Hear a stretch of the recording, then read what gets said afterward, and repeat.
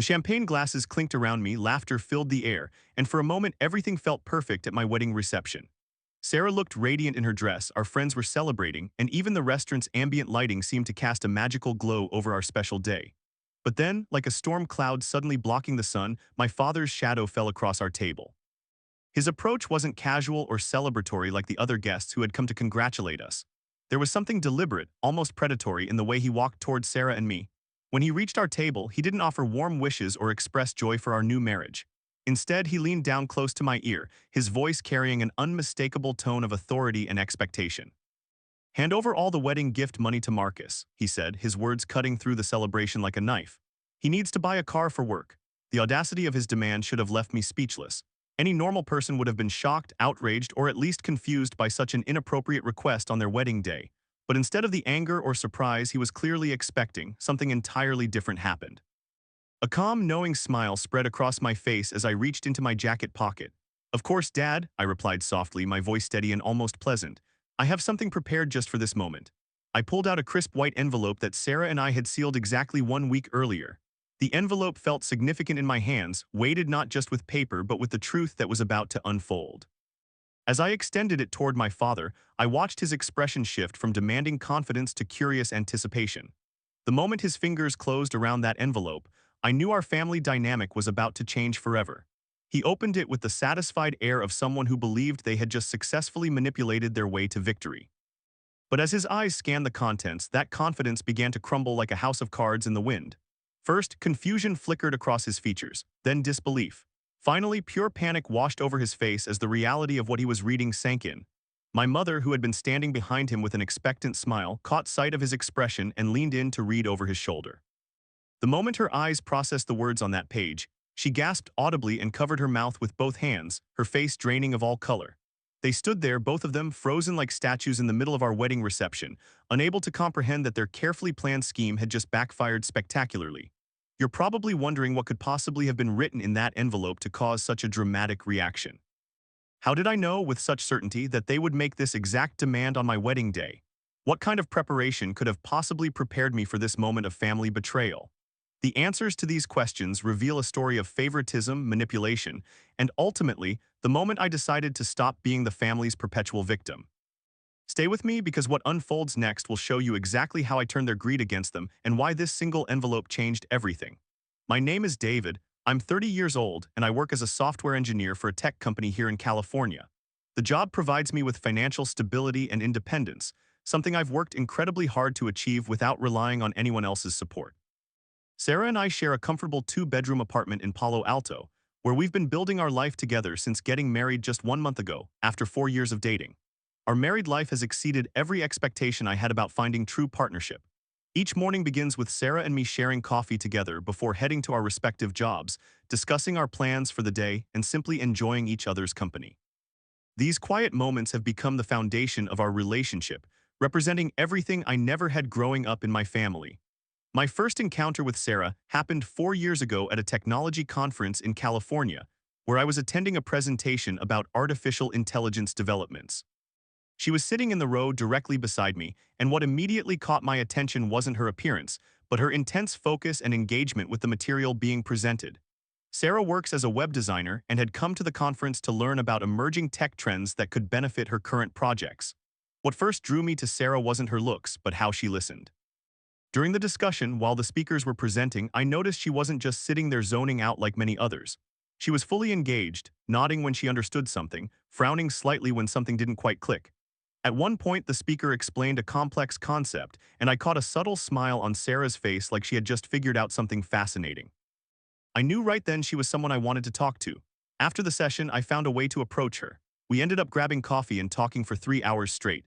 She told me about her work in web design, dealing with picky clients, and her passion for creating beautiful and user-friendly websites. I shared my life as a programmer, endless lines of code, and that rush you get when something you built finally works perfectly. But what drew me in was how Sarah listened. Unlike people in my family, she didn't just hear me to respond. She genuinely cared about what I was saying. When I talked about work stress, she didn't say, "Well, that's just normal," like my parents usually do. Instead, she asked, "How do you feel when you have to deal with that?" From that coffee chat on, we started texting every day. Since we're both in tech, we had a lot in common. Sarah got what it's like to deal with tight deadlines, and I understood the frustration of clients constantly wanting design changes.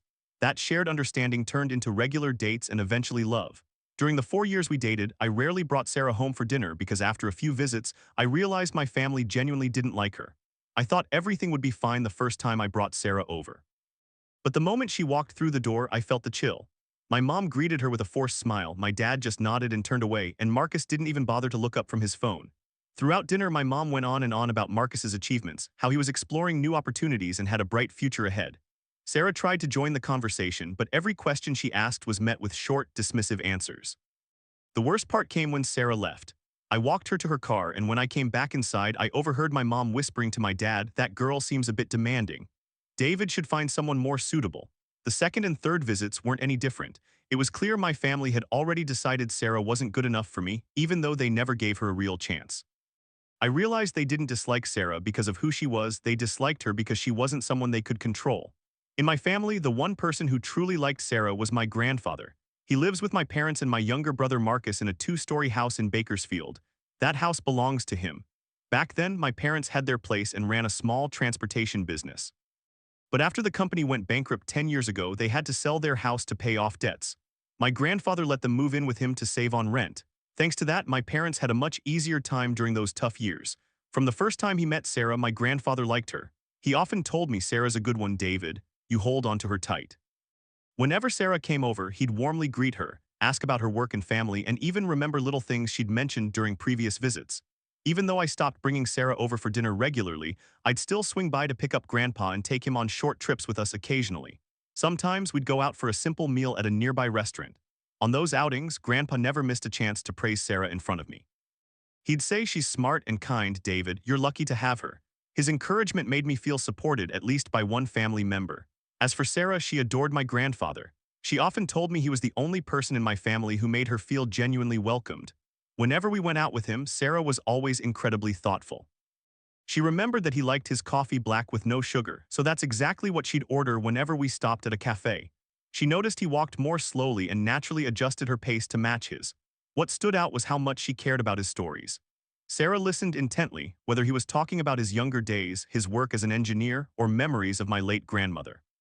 She asked thoughtful questions and clarified that she genuinely wanted to understand his life. Watching how she treated my grandfather, I realized Sarah didn't just respect him because he was family. She genuinely cared for him like a friend, and that made me appreciate her even more. After 4 years together and everything we'd been through, I decided it was time to propose to Sarah. 3 months ago, I popped the question at Malibu Beach on a quiet weekend afternoon.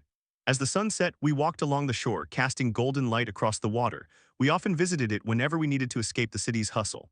As Sarah stood admiring the sunset, I got down on one knee, pulled out a small diamond ring, and shaking my hands said, "Sarah, I want to spend my whole life loving you. Will you marry me?" When I asked, Sarah gasped, covered her mouth, and replied excitedly, "Yes, of course, yes." At that moment, it felt like my heart had stopped. I was overwhelmed with happiness, the kind of joy that brings tears to your eyes. We decided to have a small wedding 2 months later, inviting only our closest friends and family. We both wanted something simple but meaningful, a celebration centered around love, not some over-the-top performance. When it came time to share the news with our families, the reactions couldn't have been more different. Sarah's parents were overjoyed. Her mom hugged me and warmly said, "We've thought of David as part of the family for a long time now." Then her dad shook my hand firmly and proudly said, "Welcome officially to the family." My family, on the other hand, was much colder. When I called to tell them, my mom said flatly, "Congratulations.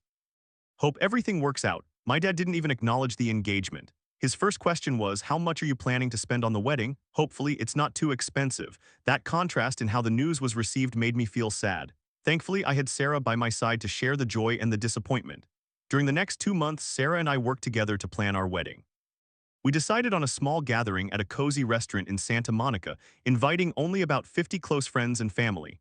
Our main tasks were putting together the guest list, choosing the menu from the restaurant's offerings, and deciding on a few extra decorations. Sarah wanted sunflowers because they symbolize joy and optimism. We also hired a photographer and a small band to keep the atmosphere warm and intimate. Every evening we'd sit down and go over the details together. We chose to write our vows instead of using the traditional ones. Sarah wrote about how I had changed her life, and I wrote about finding a true life partner. Planning the wedding brought us even closer. Those moments were filled with genuine happiness. I felt like we were building a bright future together. And then, just 2 weeks before the wedding, something happened. And now, as I'm telling this story, I realize just how grateful I am for my grandfather.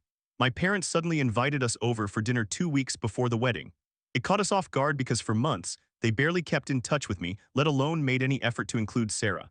When Sarah and I arrived that Saturday evening, I immediately sensed something was off. When we stepped in, my mom rushed out with a broad smile and hugged Sarah warmly, saying, "Sarah, I've missed you so much. Come in, I made your favorite dish." Then my dad came out, unexpectedly friendly, shook Sarah's hand enthusiastically, and asked, "How's work going? David says you're talented with web design." Only Marcus stayed the same, cold and distant. He sat on the sofa, eyes glued to his phone, barely looked up, gave a quick nod, and mumbled a hello. Marcus had been unemployed for 6 months after getting fired from his last job for constantly showing up late. During dinner, the conversation zeroed in on the wedding. After a brief check-in about work, my mom seemed unusually eager and asked Sarah, "How many guests are you inviting?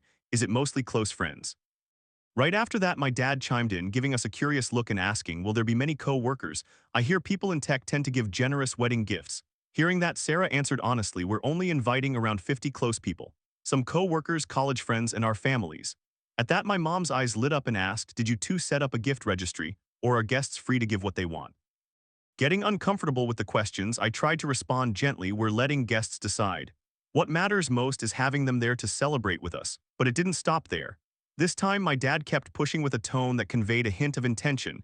He said, "Wedding money can be a pretty decent sum. Have you two thought about what you'll do with it?" A bit confused, Sarah looked at me, then politely responded, "We haven't planned that yet. Maybe we'll save it for the future."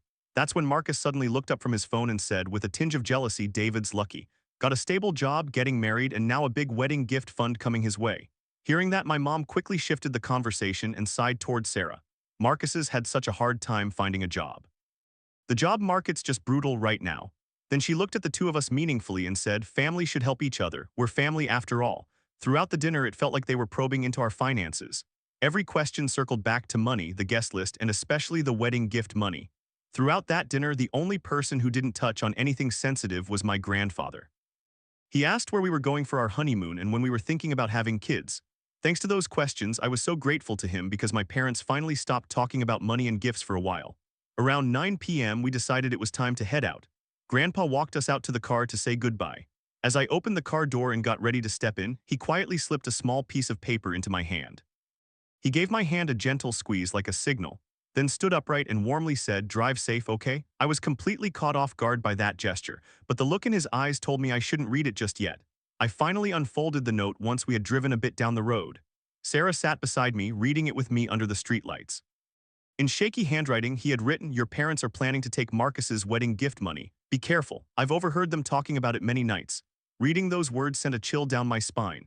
Sarah covered her mouth in shock and asked me, "They can't do that, can they?" Hearing her question, my heart started pounding. I pulled over to the side of the road, hands trembling as I held the note. In that moment, I realized my grandfather had just saved me from a major betrayal. Everything made sense now. Tonight's dinner, the oddly friendly behavior, the probing questions about guests and money, all of it was part of a carefully planned scheme. I felt a slow, burning anger rise inside me, but along with it, a deep sense of gratitude for my grandfather. That night, sitting in our apartment, Sarah and I couldn't stop thinking about the note my grandfather had given me. The soft yellow glow from the living room lights made the space feel cozy, but my mind was consumed with heavy thoughts. Rereading those words, "Your parents are planning to take the wedding gift money for Marcus," brought back memories of all the times my parents had favored Marcus over me. It was like watching an old film in my head, each frame filled with the pain I had tried for years to bury. I grew up in a well-off family in California. My dad ran a small transportation business and his steady income gave us a comfortable life. But ever since we were kids, Marcus has always been the golden child. He's 4 years younger than I, and maybe they spoiled him endlessly because he was the youngest. They favored Marcus unquestioningly. I was told to let him have toys when we fought over them. They said I needed to be understanding when he broke my things because he was younger. When he got bad grades, they hired private tutors. When I struggled academically, they told me to figure it out independently. That kind of favoritism was just a regular part of my childhood. Luckily, I had my grandfather. He was the only one in the family who ever saw the unfairness. When I felt left out, he'd take me for walks in the garden and share stories from his youth. He taught me that life isn't always fair, but what matters is learning how to create your chances.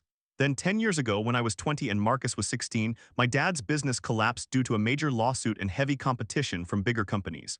Our finances took a nosedive. They had to sell the house and move in with my grandfather. That's when Marcus's life began to spiral. Before the bankruptcy, Marcus lived like a little prince. He got everything he wanted without effort. When the money dried up, he didn't know how to adjust. He kept expecting the same lifestyle, assuming someone would always take care of things for him. I took a different path. After the collapse, I quickly found a part-time job to help pay my college tuition. I learned how to save, how to live independently, and how to face adversity head-on. Every challenge became a valuable lesson that helped me grow. Now at 26, I can see it. My parents' favoritism and indulgence didn't help Marcus. It crippled him. He's been unemployed for 6 months with no drive to change. Every time he gets a job, he quits after a few months because he can't handle the pressure or the discipline. And me? Honestly, their favoritism pushed me to work harder and build the life I have now. Being forced to stand alone taught me patience, resilience, and how to solve problems. I have a stable job, a solid income, and an incredible partner. You'd think my parents would be proud of that. They should see that their tough love or neglect, depending on how you look at it, had some positive outcome. But instead, they're once again trying to take what rightfully belongs to me and hand it over to Marcus. The wedding gift money isn't just cash. It's the well wishes and love from friends and coworkers for Sarah and me. It's the foundation of our new life together. Their attempt to take it and use it to save Marcus isn't just theft. It's a deep insult to everyone who gave us that blessing.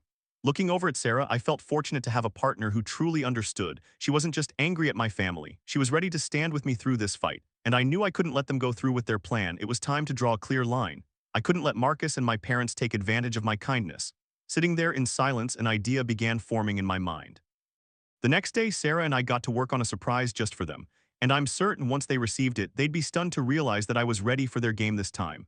2 weeks later, our wedding occurred at a charming little restaurant in Santa Monica. The entire space was decorated with sunflowers just as Sarah had wanted. We invited about 50 guests, the people closest to us in life. Sarah's parents and siblings were there, along with some extended family, college friends, and colleagues from our companies. Everyone showed up dressed nicely, faces glowing with joy as they joined us for this special moment. Marcus was there too, seated at the same table as my parents. He wore an old black suit and looked uncomfortable the entire time, clearly out of place in formal wear. Throughout the ceremony, he kept glancing at his phone, showing little interest in what was happening around him. My grandfather sat at the table of honor right near our main table. He wore his best navy blue suit, his hair neatly combed. He sat upright at 80, his sharp eyes taking in every detail. Though he chatted occasionally with the guests around him, I could tell he watched my parents and Marcus closely. The small band we hired played soft, pleasant tunes. The laughter and conversations blended with the music, creating a warm and meaningful atmosphere. Looking around, I felt an overwhelming sense of happiness, grateful to be surrounded by people who truly cared and were there to celebrate this joyful day with us. After the cake cutting, as everyone relaxed and enjoyed dessert, the atmosphere in the restaurant felt lighter and more laid back. That's when I noticed my dad, mom, and Marcus all standing up from their table together. The three began walking towards Sarah and me at the head table. From the look in their eyes, I knew something was about to happen. The room grew quieter and a few guests noticed the unusual movement. My dad smiled warmly as they approached and said, "Congratulations, son. You married the girl you love." Then my mom stepped closer, smiling at me and Sarah, and said, "We're so happy to have Sarah in the family." Marcus stayed a step behind them, silent, watching us with an unreadable expression.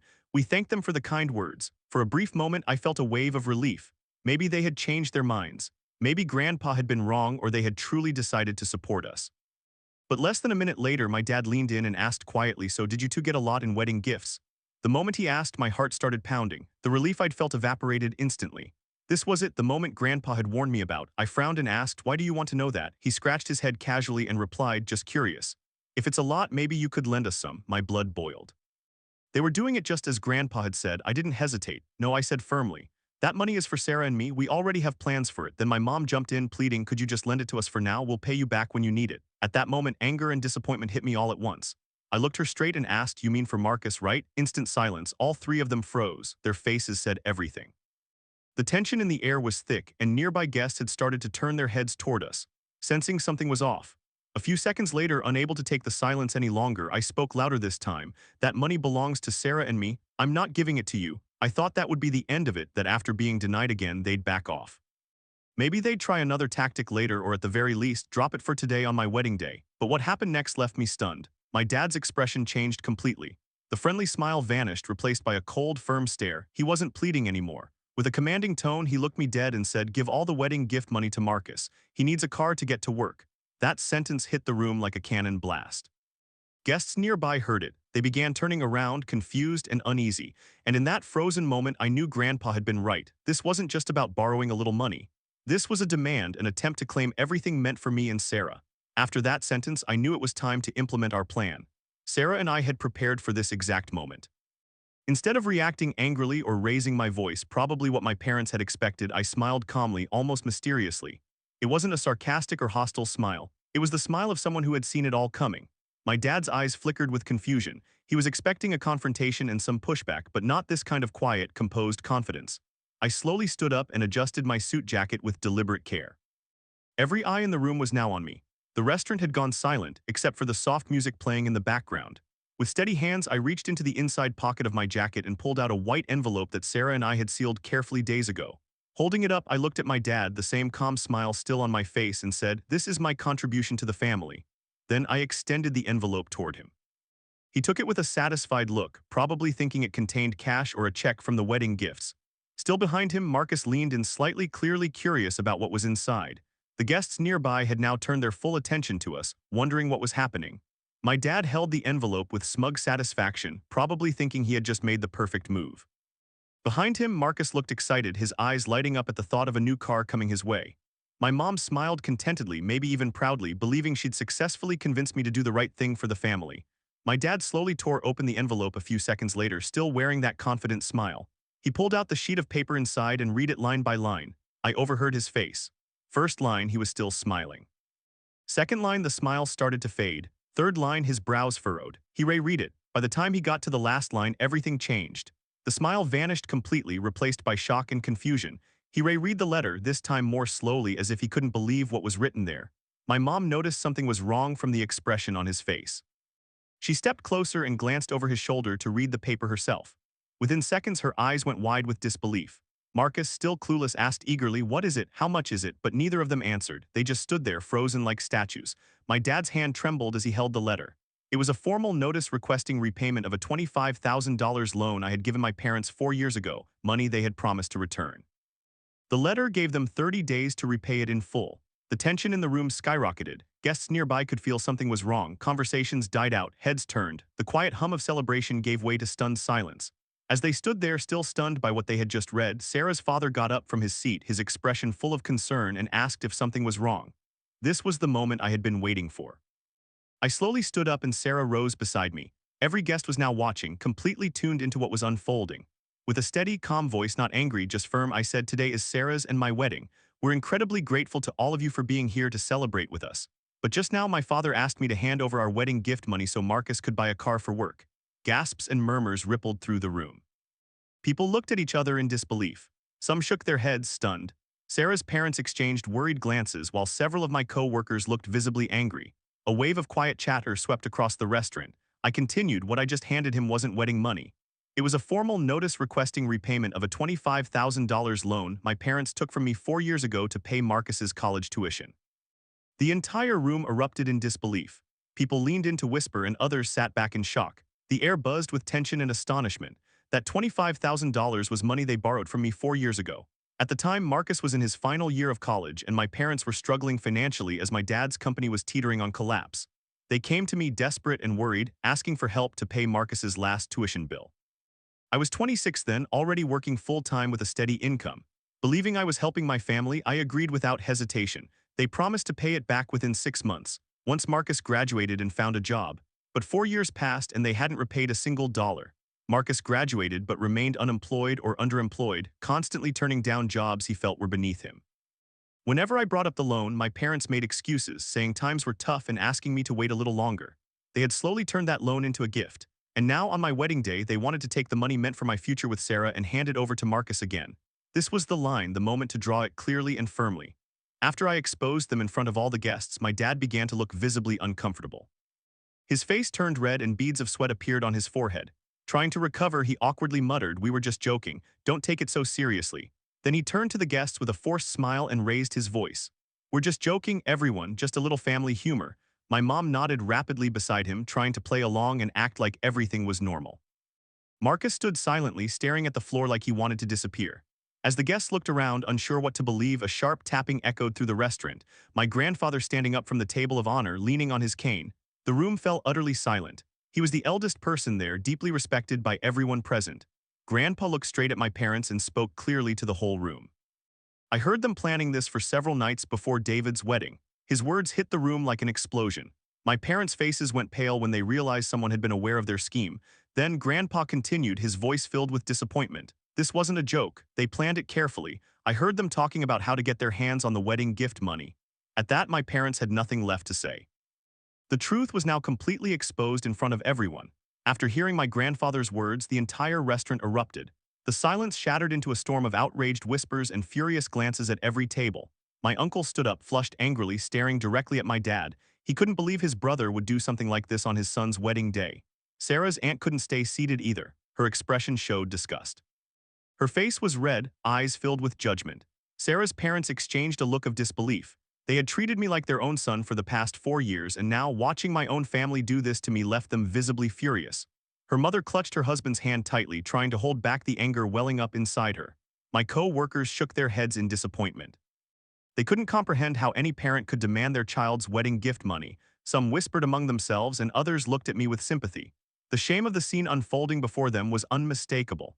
Guests began rising from their seats, clearly uncomfortable. The tension in the air was so thick it was suffocating. Chairs scraped against the floor as people shifted, uncertain whether to stay or leave. Miss Linda, a sharp, seasoned woman known for organizing countless family events, glared at my parents with a look that could cut glass. In all her experience, she had never seen anyone sabotage their own child's wedding like this.